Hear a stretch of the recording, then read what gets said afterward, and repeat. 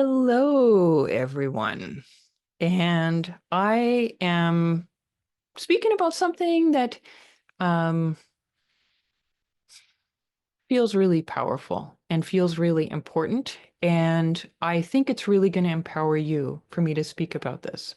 So this was prompted by a woman posting on one of my YouTube videos um, with something that sounded a little bit like a criticism that I was taking credit for the women survivors who spoke out during the time of the revealing of the corruption in the Shambhala Buddhist community in 2018.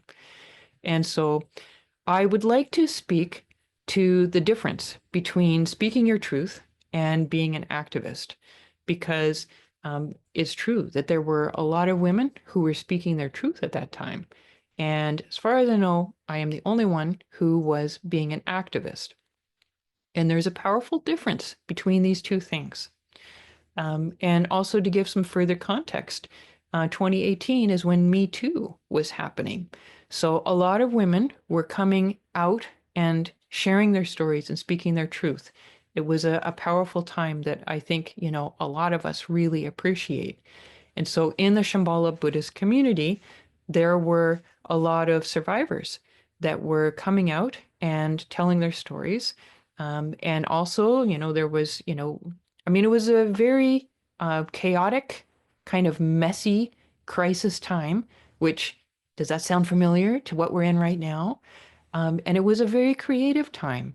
There were these Facebook groups that began where, a couple of survivors would start a survivor Facebook group and other survivors would come in and they would have their private space where they could be sharing their stories and, even building the courage within that private space to then maybe share their story publicly.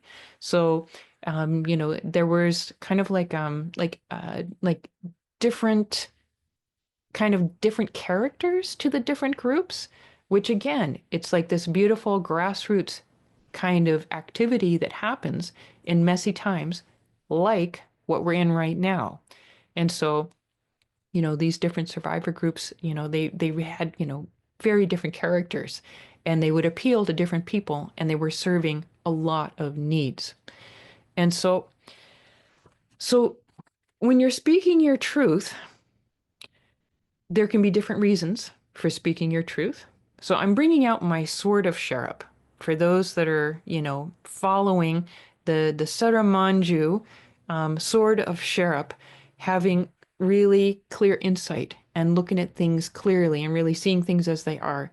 I'm bringing the sword of Sherab into this post. So there can be different reasons for speaking your truth.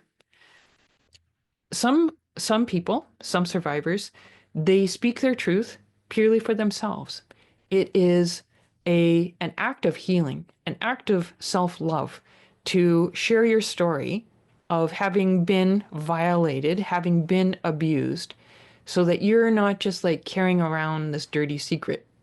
So that could be one reason for sharing your truth. Another reason might be that you want to share your truth so that others feel more supported in sharing their truth.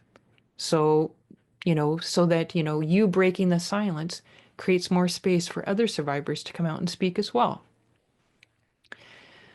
Another reason might be that you're sharing your truth in such a way that you want people to hear what you're saying because you want to have an impact. You want something to change out there. So it's not all about you.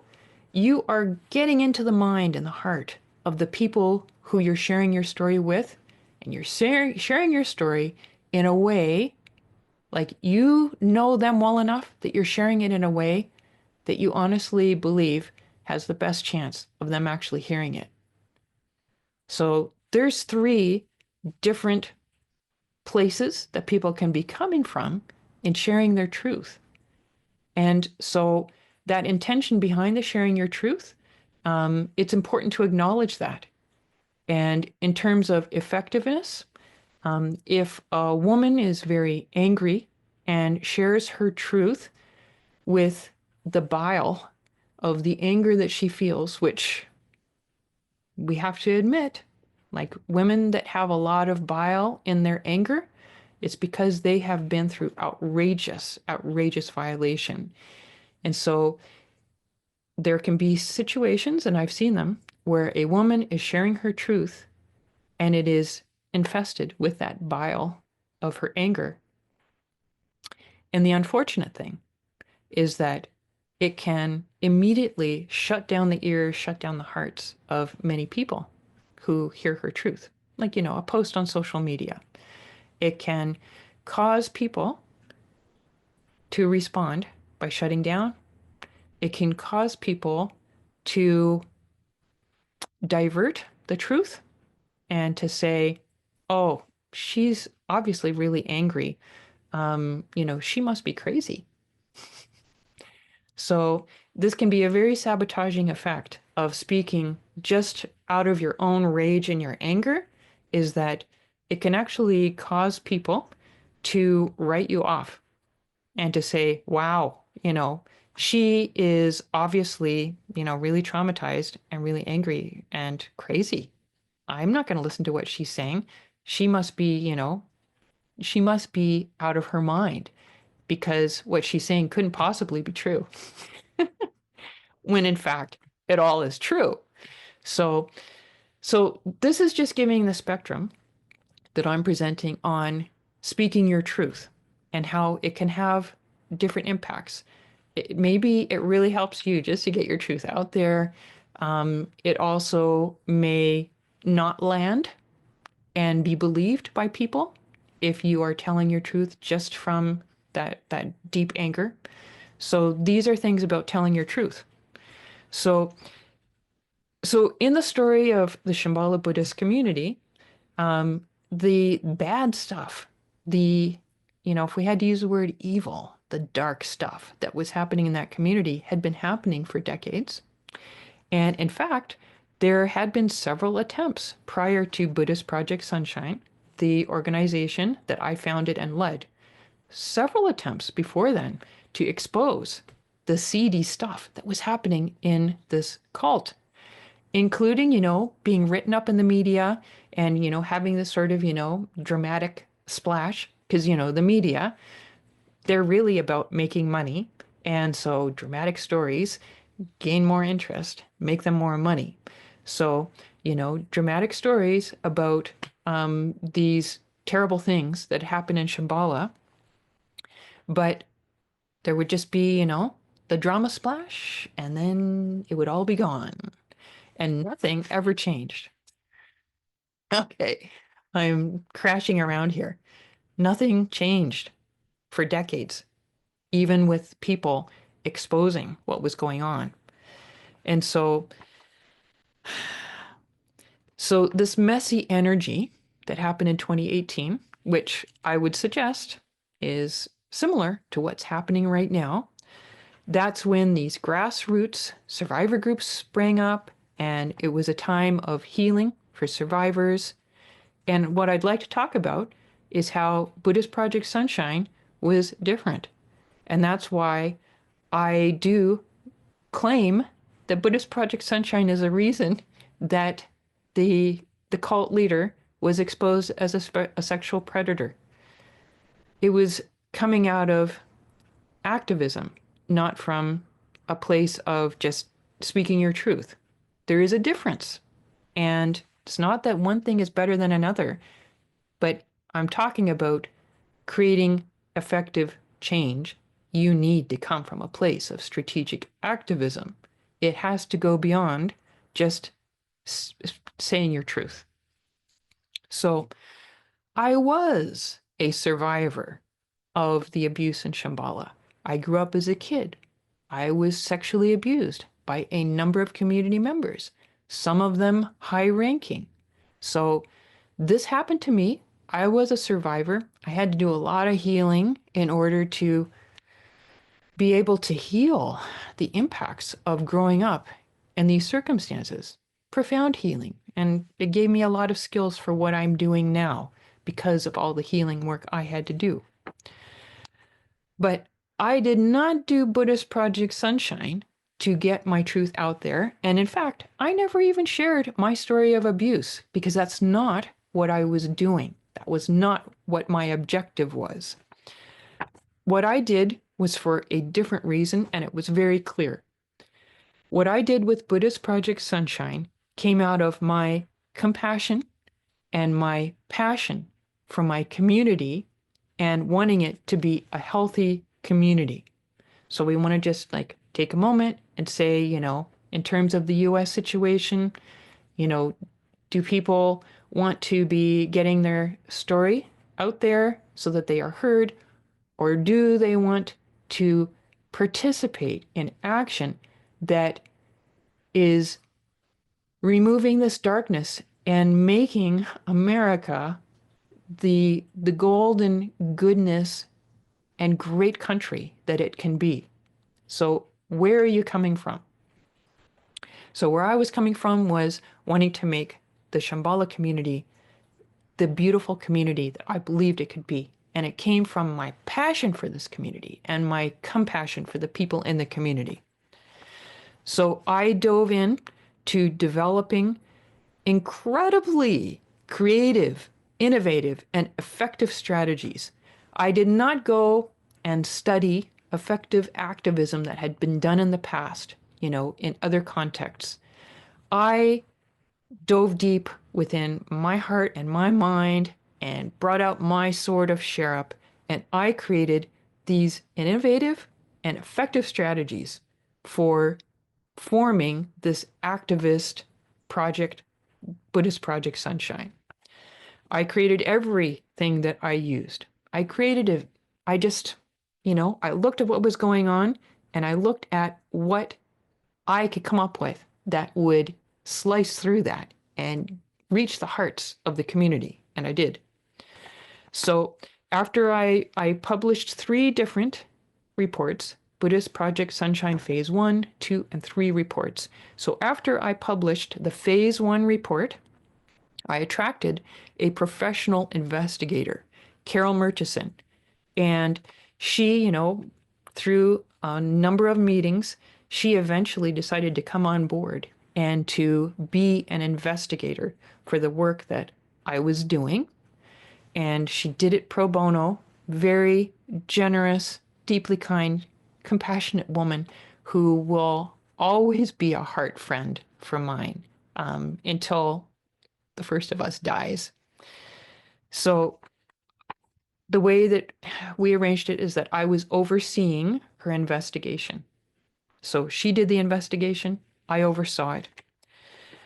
Because of my work and how public I was making myself, survivors of assault by Mipam Rinpoche, they came to me. They would reach out to me. They would say, this happened to me. And so I had done, as part of my own healing, once I'd done a bunch of my healing, then I decided to gain the skills for helping others to heal. So I did a master's of education in counseling psychology. I focused all of my coursework from the perspective of trauma healing. So I came out of that degree with really good skills for working with people who had been through deep trauma. So when these survivors came to me, I used my skill set in order to develop this basis of trust and to develop a trusting connection between them and Carol. And so, it takes a skill of knowing how to communicate with someone to build that trust for them to then extend that trust to somebody else. So I use those skills to build those relationships for each survivor so that then they could meet with Carol.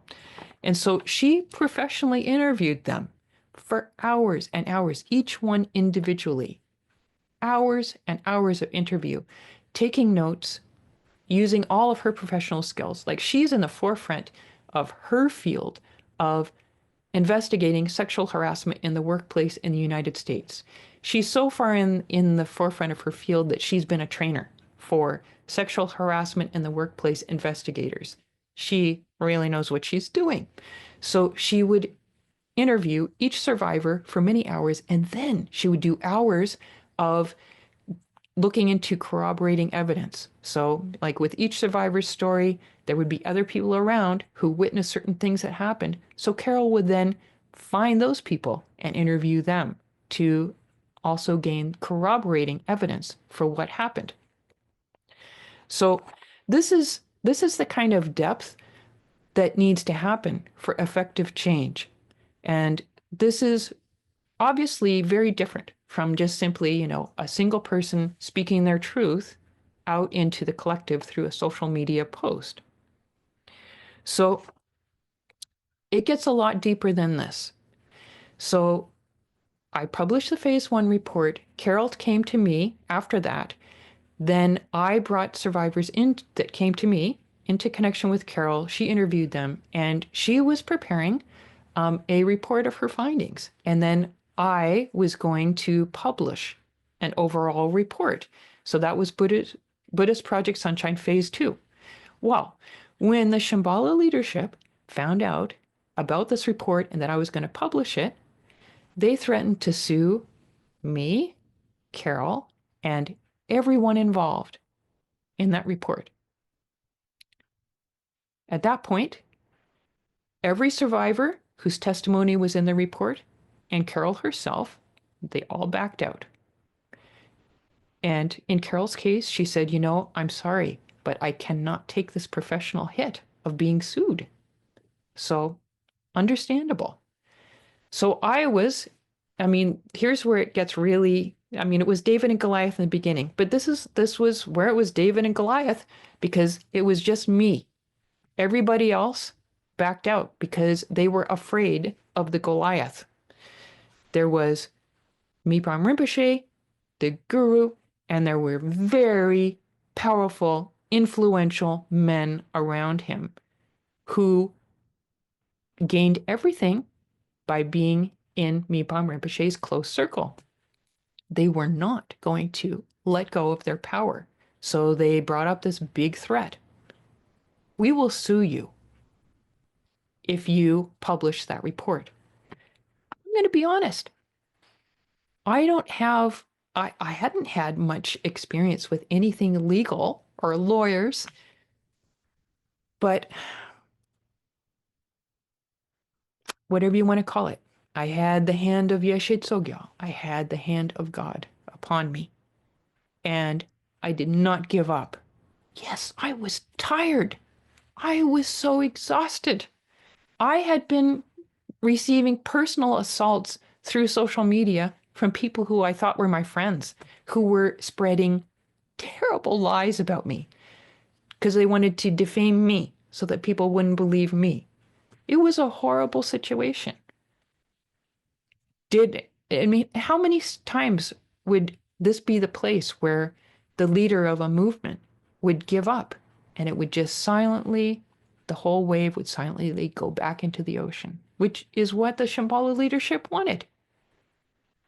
But like I said, I had the spiritual backing. I had done my own work, and I stayed true to my connection with God, with Yeshe Tsogyal. And so I found a defamation lawyer. And you want to know the funny thing, how this actually came about? Like, I was singing every Sunday in the choir at the Mass at the Basilica in Halifax, because I was a Catholic. And I, in the chit chat in the choir loft before, we did our practice, and then there was a little bit of space before the actual Mass was going to happen. And so it was in that space of time, I was talking to the alto next to me, and she said, how are things going with Buddhist Project Sunshine? Because I had shared with the choir that I was doing this. And I told her, honestly, I just had to surrender to the flow of goodness. I told her, the leadership has threatened to sue and everybody has backed out. And she said, well, I think I know the name of a lawyer that could help you with this. And I said, I would like the name of that lawyer. Like, would you provide an email introduction? Because I know that, having an email introduction from somebody that you know can create, more of a possibility of trust and help. So she did that. She followed through. She did that. I got in connection with this lawyer, and the lawyer said, "I'm sorry, I can't take this on." So again, David and Goliath. But luckily, I had the hand of the Lord upon me. And so I reached back and I said, "Well, do you know of anybody else who might be able to help me with this?" And they got back to me and they gave me this name of this other person. And so I reached out to that person and I asked the same thing, explain the situation succinctly and asked from my heart if he could help. And he said, "Come in and meet with me. When can you come?" And so I went and I met with him, and he was an amazing person, just like Carol Murchison was. Forefront in his field of defamation law, he's past retirement age, but still working because he loves what he does. And he gave his legal services pro bono. And he reviewed, well, let me not even get into that yet. From there, I had to go back to Carol and to each survivor. And I cannot tell you the delicate work it took to bring each of these people back on to be participating in this phase 2 report. Like, they had already in their hearts decided they were not doing it. And I had to reach into that darkness and that wall, and I had to be able to reach each and every one of them. I was able to reach Carol first, and then I was able to use that as leverage. Hey, I've talked with Carol. She's feeling safe about going forward. I feel like I've created this safety factor. Would you consider allowing your testimony to be in the phase 2 report? And I had to go to everyone and do that. I cannot tell you the delicacy and the power that I had to come from in order to reach the hearts of each of these people. And every single one of them came back on board. So this took my wits, my bravery, and strategy. These are the skills of an activist. And this is what distinguishes doing activism from, from a more simple sharing your truth with the world. So I brought them all back on, and this amazing, amazing man who Carol and I came to call our White Knight, he reviewed dozens of iterations of this report and told me what we needed to change so that we cannot be sued. He was extremely generous with his time and expertise. So that is what allowed us to get to the phase 2 report, where we actually exposed the guru as a sexual predator. And from there, we did do a phase 3 report, which exposed even deeper transgressions that he had been doing. So this is what I wanted to share. Let me just see. I'm checking my notes to see if I've missed anything. So it was that report that got Mipam Rinpoche's secrets out into the open about his alcoholism and his drunken rages and about his sexual assaults of female students. And so obviously this went out into major media. This is what led to the work even being, my being interviewed even on the front page of the New York Times. That's how powerful this work was. And this is the first time I have shared this story about a bit about what it was like on the inside to do this. And I want you to understand that this is not easy work to do. And it does produce a different result than just simply sharing your truth with the world. And this is the kind of work that it takes. This is the kind of work that it takes. And so, again, I just want to compare that messy, chaotic time of change and revelation that happened in the Shambhala Buddhist community in 2018. Um, that is the space that we are in the United States at this point. And because of my work with Buddhist Project Sunshine and going through that experience, that's why I have maybe something that's a little different to contribute, some perspective that maybe others are not able to bring to the situation that's happening in the US right now. And so I hope that my sharing with you my perspective on the difference between speaking your truth and doing justice activism is going to light up some light bulbs for you. And I actually hope that it's going to light up some light and some energy and some fire in your heart to see what you can do to become an activist. And it really does begin by really working on your own heart and clearing your own being so that you have the space to be in service to others. Because that's really the difference. I was not getting my truth out there as the other survivors did. And I acknowledge, that is service work, just sharing your truth. I acknowledge that they helped. There's a big difference between doing something for yourself and doing something powerfully from others. And then the biggest difference to be able to be a David facing a Goliath is you have to really develop a strong relationship and to really have that hand of God upon you in order to do something that is of the nature of David and Goliath. And I would love for us to develop a community of people who have really gotten themselves into that David alignment with Source, so that you are really coming from a place of clear compassion and clear passion and bringing light into this world so that the darkness just disappears.